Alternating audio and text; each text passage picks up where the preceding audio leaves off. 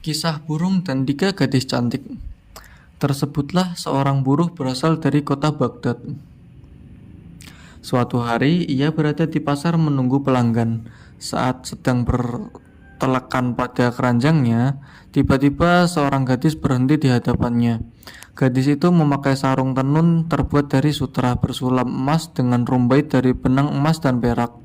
Ketika ia mengangkat kerudungnya, tampak jelas sinar mata yang tajam dengan bola mata yang sangat hitam dan bulu mata serta alis yang bersudut indah berbentuk sempurna.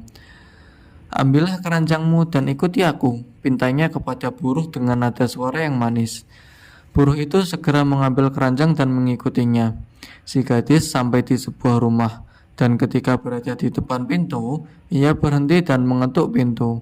Setelah pintu terbuka, dari balik pintu muncullah seorang lelaki-laki Nasrani. Gadis itu memberikan uang 1 dinar dan mengambil beberapa gayung minyak zaitun. Kemudian meletakkannya di dalam keranjang. Bawalah barang ini dan ikuti aku, perintah gadis itu pada si buruh.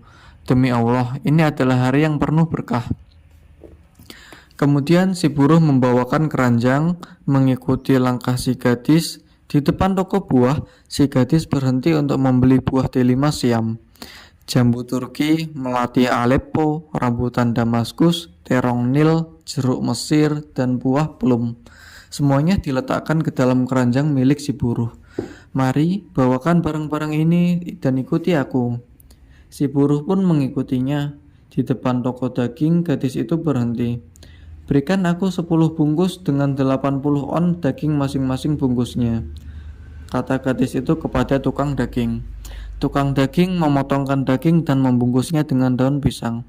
Mari, bawalah barang-barang ini dan ikuti aku.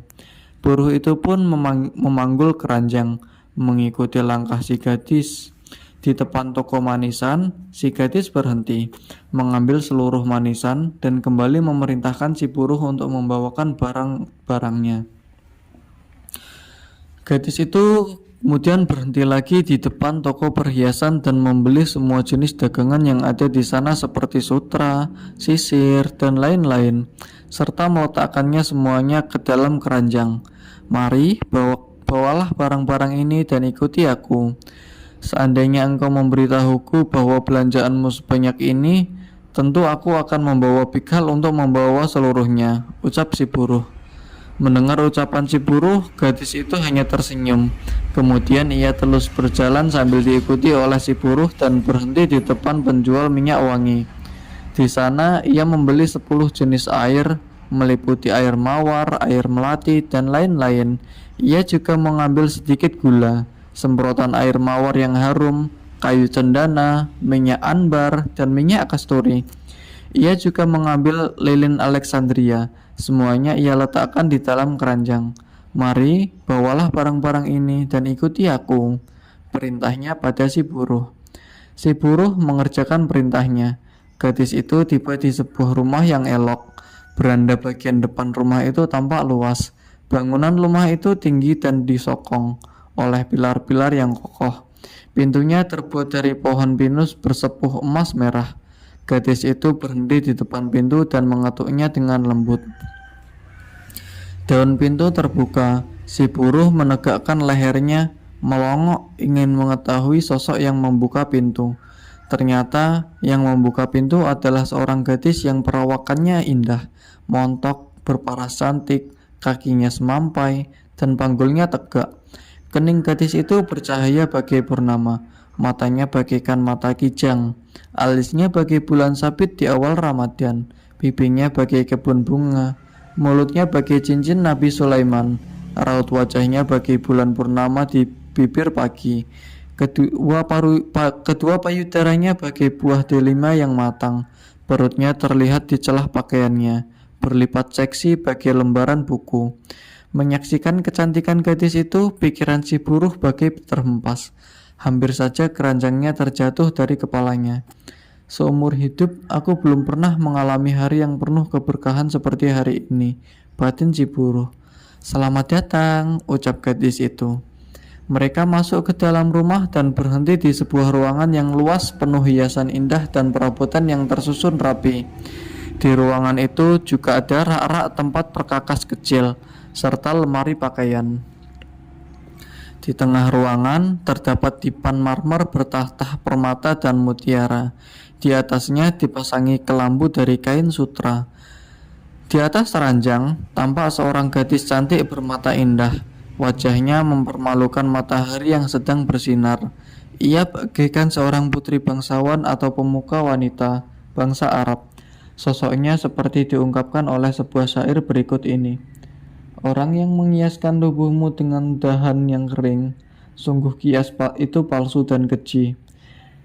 Dahan adalah hal terbaik untuk kita kumpulkan, sedang tubuhmu lebih baik kami telanjangi. Gadis itu lalu bangkit dari atas ranjang dan berjalan sampai berada di tengah ruangan, di dekat kedua saudaranya. "Kenapa kalian tidak menurunkan barang-barang yang ada di kepala si buruh miskin ini?" tanyanya. Mendengar teguran gadis itu, gadis yang berbelanja mendekati si buruh dari arah depan, sedangkan gadis yang membukakan pintu mendekatinya dari arah belakang. Dibantu oleh gadis ketiga, mereka menurunkan barang dari kepala si buruh, mengosongkan isi keranjang, dan meletakkan semuanya secara teratur di tempatnya. Mereka memberi upah kepada buruh pengangkut barang sebanyak 2 dinar. "Hai tukang angkut, kemarilah," pinta mereka. Si buruh memandang ke arah gadis-gadis cantik itu. Sungguh, ia belum pernah menyaksikan gadis-gadis secantik mereka.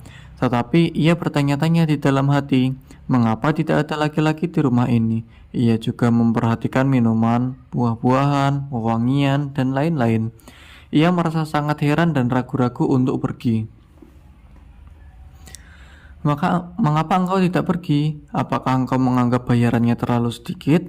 Tanya salah seorang gadis pada si buruh. "Beri ia 1 dinar lagi," pinta gadis itu pada saudaranya. "Wahai nona-nona cantik," sahut si buruh, "demi Allah, aku belum juga beranjak dari rumah ini bukan karena upah yang kuterima masih kurang. Aku hanya merasa heran dengan keadaan kalian.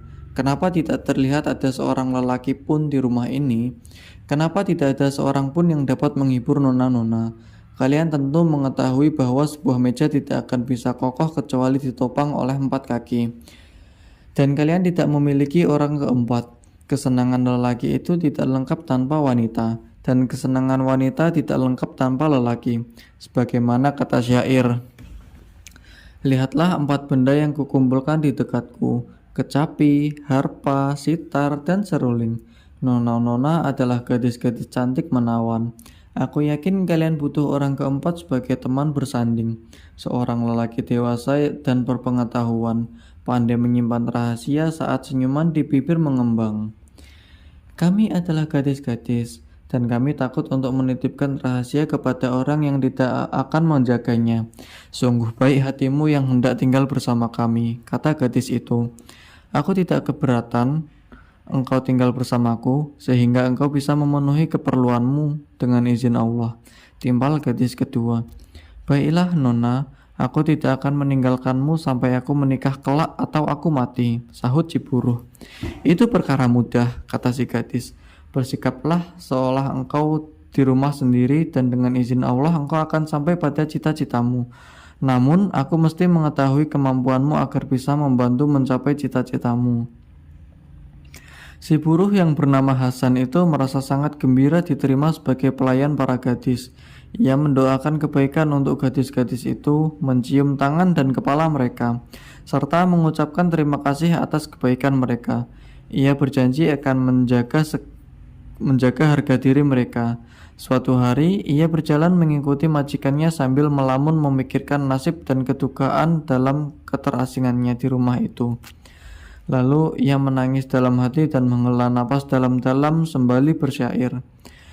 Dari tempat sang kekasih berhembus semilir angin kerinduan, membuatku seperti orang linglung tanpa perasaan.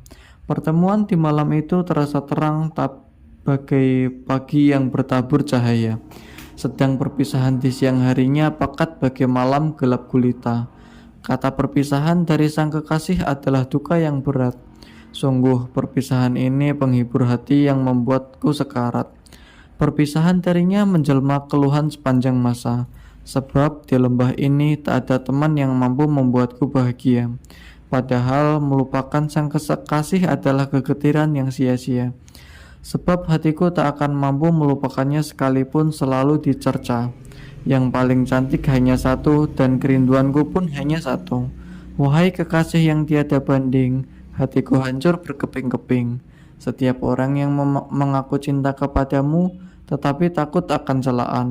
Sungguh ia sedang menanggung makian dan cercaan. Demikianlah Hasan tinggal bersama 3 orang gadis cantik, bekerja sebagai pelayan mereka. Setiap hari ia mengiringi gadis pertama yang biasa berbelanja untuk membawakan belanjaannya, membantu gadis kedua yang biasa bertugas membukakan pintu, serta menyediakan minuman dan makanan untuk mereka berpesta.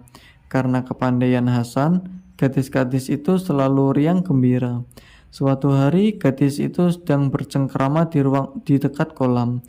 Mereka sepakat untuk menggoda Hasan. Si pelayan itu mereka panggil untuk diajak ikut berpesta hingga mabuk. Saat Hasan sempoyongan, gadis pertama segera melepaskan pakaiannya hingga telanjang bulat, lantas terjun ke sungai. Sesaat kemudian ia naik ke tepi kolam menuju kepada Hasan yang tertunduk. Gadis itu langsung merebahkan diri di pangkuan Hasan. Pelayan yang mulai sadar ini merasa rikuh dengan ulah si gadis, apalagi ketika gadis menunjuk ke arah kemaluannya. Hasan, lihatlah, apa nama benda ini? Tanya gadis yang telanjang itu sambil menunjuk pada kemaluannya sendiri. Mulut Hasan bagai terkunci. Ia merasa sangat gemetar. Menurut Nona, apakah nama benda itu? Hasan bertanya balik dengan nada yang gugup. Para gadis itu pun tertawa. Ini adalah gua tempat mutiara, sahut gadis pertama. Kemudian gadis kedua dan gadis ketiga menjawab hal yang sama seperti gadis pertama. Hasan makin kelimpungan menyaksikan godaan mereka. Hasratnya mulai muncul. Setelah ketiga gadis itu sudah tidak merebahkan diri di pangkuannya, ia segera melepas pakaian dan terjun ke kolam. Sekembalinya dari kolam, ia meminta ketiga gadis itu duduk berjajar. Lalu ia merebahkan badannya di pangkuan wanita kedua. Kedua tangannya di pangkuan gadis ketiga, sedang kedua kakinya di pangkuan gadis pertama. Nona-nona yang cantik, apakah kalian tahu apa nama benda ini? Tanya Hasan sambil menunjuk ke arah kemaluannya sendiri. Jawablah, jika salah kalian akan mendapat hukuman.